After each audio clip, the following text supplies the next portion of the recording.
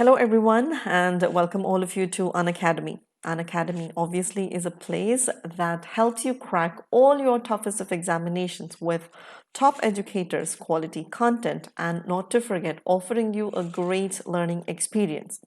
If you are already on Unacademy, then I believe you already know that Unacademy gives you access to unlimited live and recorded courses from India's best educators. Therefore, I welcome all of you on Unacademy. But first, let me introduce myself. I'm Tasneem Ahmed and I have completed my Master's and MPhil in English. I have also been certified in TESOL. I have trained 1,000 plus students and I have 8 years of teaching experience. In this video, I'm going to be teaching you the parts of speech, which are also referred to as word classes. But before I proceed with the video, let me tell you a little more about Unacademy and what exactly it has to offer you.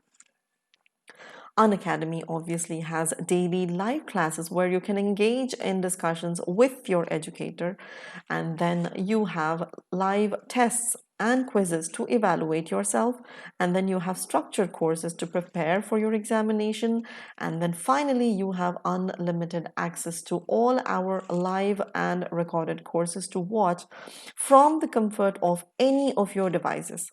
All you have to do is buy the subscription and get the access to all the live classes and prepare with the top educators and be able to access the comprehensive syllabus of mathematics, social science, Hindi, science, and English. Well, you also can speak to us. You also can talk to us on Telegram application. All you have to do is download the application, type the link in URL, and then click on join. With this, you can communicate with us. Besides this, you also have to install the Unacademy learning application, which is compatible with each and any device that you are using, be it your mobile phone or your tablet. All you have to do is install the application and buy the subscription today. Well, you have many number of subscriptions available to buy from. Well, you have 6 month subscription, you have 12-month subscription, you have 24-month subscription, you have 36-month subscription, and then you have 48-month subscription. Well, let me tell you, as you go for a higher subscription, the amount of discount that you get on each and every subscription is higher than the previous one. You can take a look at it yourself. 33% to 50%, and then from 50 to 58%, and 60%, and then 67% if you decide to buy a subscription for 48 months, which is a 4-year subscription. Well, if you are a ninth grader, then this is the right time for you to buy this subscription. Well, there is another good news for you. If you decide to buy the subscription, and if you were to type in this code which is given over here, which is TA01, this code is going to give you extra 10% of discount, and you are going to avail this subscription of 46 months on a special discounted rate, which is 36,000 rupees for 4 long years, which means for a month you will only have to pay 750 rupees. That's it. Well, if you break it down further, you will only be paying 25 rupees a day. So what are you waiting for? Go ahead, buy the subscription today. And also remember, if you are a ninth grader, you will have to buy a 48-month subscription.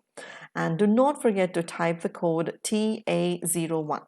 And if you are a 10th grader, I would suggest go ahead and buy the subscription of 36 months, which is already on a discount of 64%.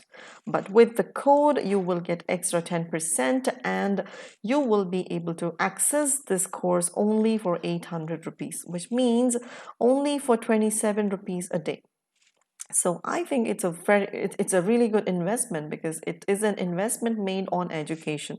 Do not wait any further. Buy now. If you are a ninth grader, go for a 48 months course, and if you are a 10th grader, buy the course today for 36 months and get the highest amount of discount that you can get. Do not forget to type in the code TA01.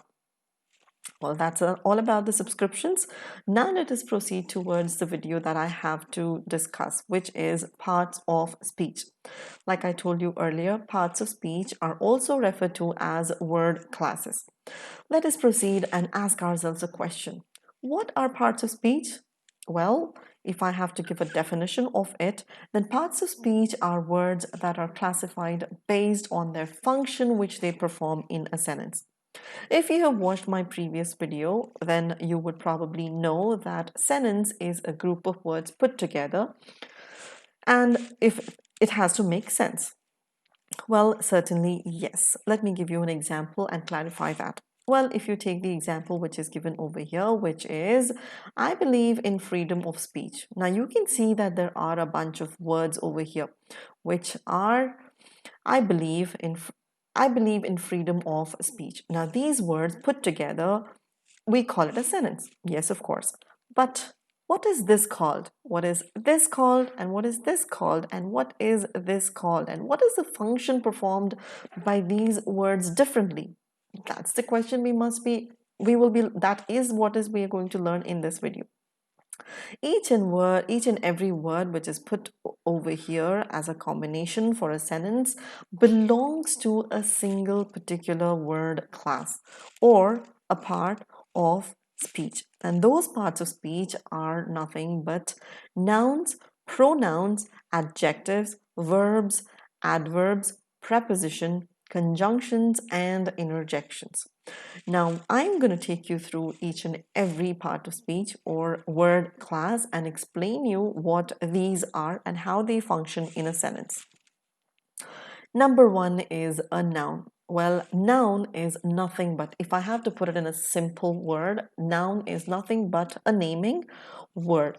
Well, if I have to give you a definition of it, then noun is a name of a person, place, a thing, or a quality, or a feeling. Let me give you a couple of examples and then clarify that further. Now, let's take these examples. Emily, Simon, Ben, Ted. Well, these are the names of people. London, Europe, India, Delhi. These are the names of places.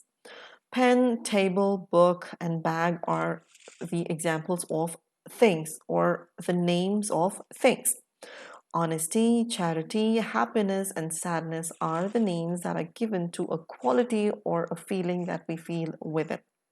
Now, all these are names, like I told you earlier, everything and anything that we have around us has a name to it. Therefore, all these names are called as noun in English grammar, which is one of the parts of speech, or it can also be referred to as a word class. Let me give you an example of nouns over here.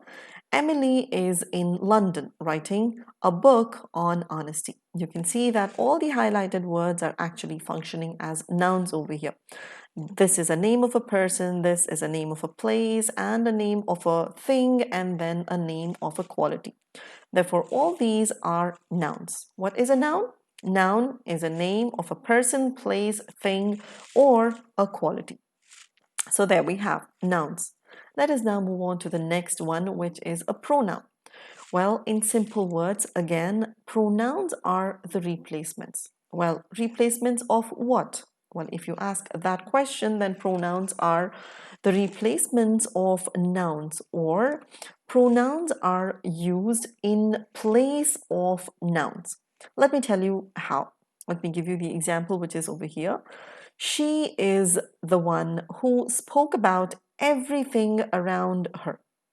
Now you can see that we do not have any particular noun over here in this statement, but instead we have other words like she, one, who, everything, and her. Well, these are the places where we in fact had to use nouns, but we have used different words in these places. And these words are referred to as pronouns. We have many different types of pronouns, and I'm not going to take you in detail with defining or explaining the types of pronouns, but all I'm going to say is all these are referred to as nouns, and they are different types of pronouns.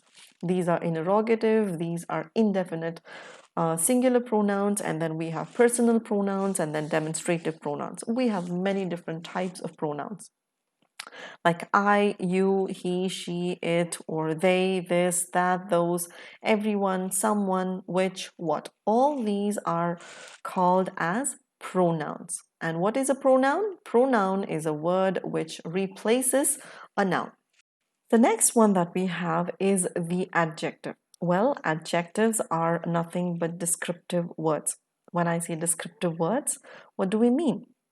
What I mean is adjective describes a noun. Adjectives actually give information, extra information about nouns, like they qualify nouns, or they speak about the quality, or they speak about the quantity, or they speak about the size and shape, and they speak about the origin, and they speak about the material of the noun, like amazing over here. When they are speaking about the quality, they use words like amazing, beautiful, tedious, sparkling, fast.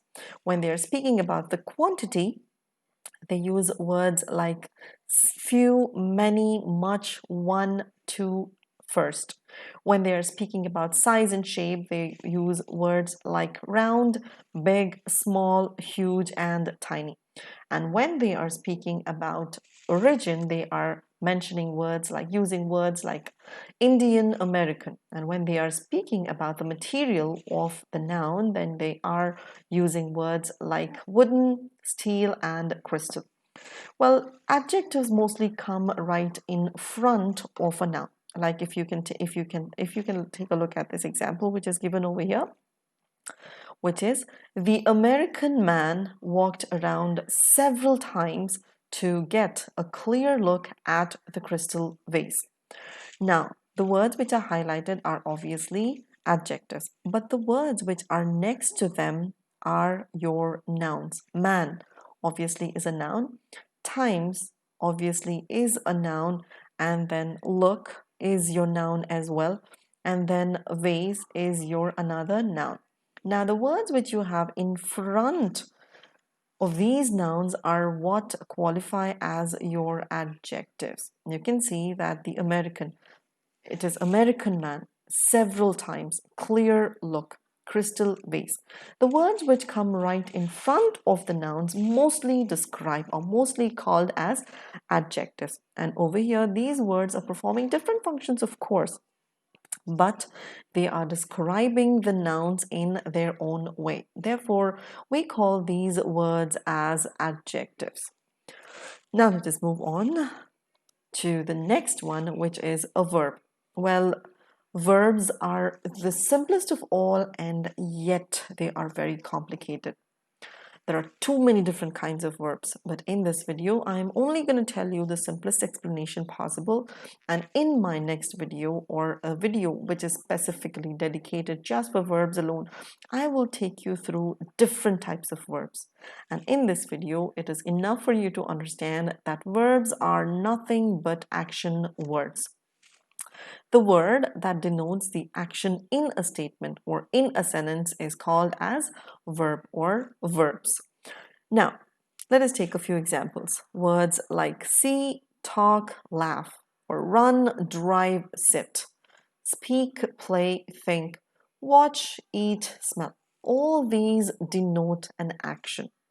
Let me give you an example like I listen to TED Talks while I'm driving my car.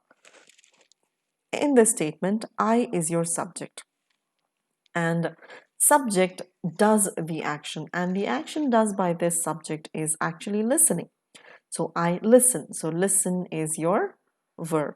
To TED Talks while I am driving. Well, you have another subject over here, and you have your verb over here, which is driving. Therefore, driving is your verb. So verbs are nothing but action words which are used in your sentences. The next one that we have is an adverb. Adverbs are modifiers. Well, if I have to give you the definition of an adverb, then the words which say that how an action is done, or where an action is done, or when an action is done, or how many times an action is done, or to what extent an action is done is called as an adverb. Well, we could simply take it as adverb as a modifier, but their adverb performs too many number of actions or functions. Like loudly, it says how an action is done. If you say there, here, outside, and inside, it says where an action is done.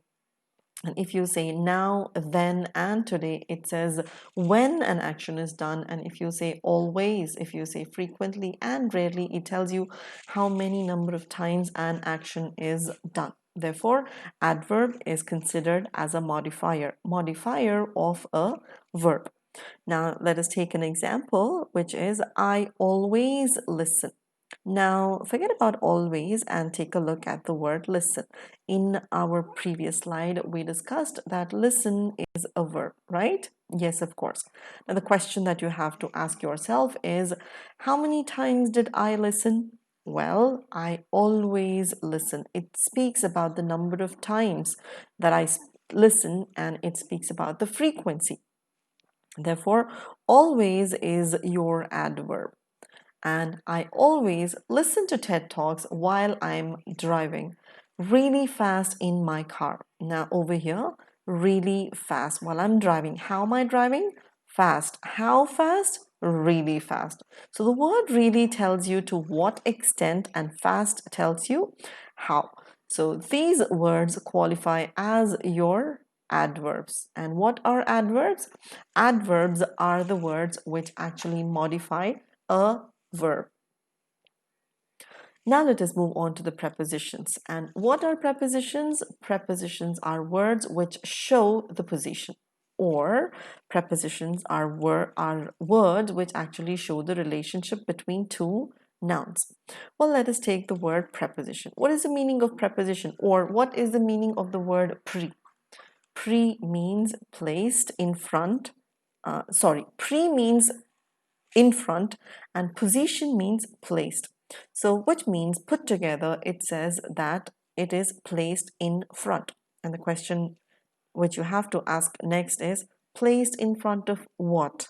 Well, the answer to that question is placed in front of a noun. Let us take an example and clarify that. The bouquet of flowers kept under the tree has been lying there for days. Now, over here, like I told you, what is a preposition or preposition? Prepositions are words which are kept, which are placed in front of nouns, or which show the relationship between a noun with another noun. Like if you can take an example, that is of. This is your preposition, and flowers is your noun. Now, like I told you, placed in front of a noun is what your preposition is. Therefore, of is your preposition. Similarly, the table is your noun, and under is your preposition. And for days, and over here, days qualifies as your noun, whereas for qualifies as your preposition.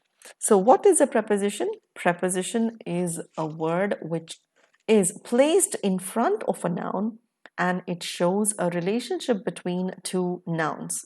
And words like of, in, into, under, down, below, since, for, to, by, across, around. All these words qualify as prepositions, and they come in front of nouns. That is important to remember. They always come in front of a noun. The next word class that we have in the list is conjunction. What is a conjunction? Conjunctions are actually linking words, as in they connect words. They connect two words, they connect two phrases, or they connect two clauses. Well, if you do not know what are phrases and clauses, then stay tuned for my next video, which is on phrases and clauses. For now, just try and understand what conjunctions are. Like I told you, conjunctions are actually linking words, or they connect two words, two phrases, or two clauses. Well, you might have come across the acronyms fanboys and aubista. Well, these words are actually made, these acronyms are given so as to help you remember the number of conjunctions that we have out there. Well, fanboys, F stands for, and then and, nor, boy, or, yet, so. Together, the acronym is fanboys. And aubista, as in as, after, when, while, because, before, if, since, though, however, although. And this is an acronym which is aubista. If you remember the acronym fanboys or aubista, you can easily remember the conjunctions. And what are conjunctions? Like I told you earlier, conjunctions are the words which link or which connect two words or two clauses. Let us take an example, which is over here. The boys and girls were not allowed back in the cafe because they wouldn't follow the rules. Now you can see, like I told you earlier, the boys and girls. Over here you have two nouns, and these two nouns have been combined by the word and over here you have got because, and over here you can see that this clause has been combined with this clause. Like I told you, conjunctions are the words which connect or which link two words, two phrases, or two clauses. The next one and the final one and the last one is actually interjection. Interjections are nothing but emotional words, the words which express strong emotions. Interjections are in fact individual words which express strong emotions and feelings, and the words like wow, hey, bingo, hooray, whoa, all these words, when you use it in your language or when you use it in your English, they express strong emotions. For example, hey, what's up? Wow, what an amazing view. Whoa, I can't afford that. Now you can clearly see that the emotions which were expressed while using these words were pretty strong comparing to all the other words that you've expressed.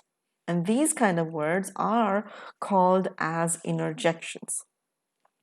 And these are our 8 parts of speech that we have in English grammar. And let us take a quick recap of this. Number 1 is noun, which is a naming word. Number 2 is a pronoun, which is the replacement of a noun. Number 3 is an adjective, which describes nouns. Number 4 is a verb, which actually denotes an action. And number 5 is an adverb, which describes or modifies a verb.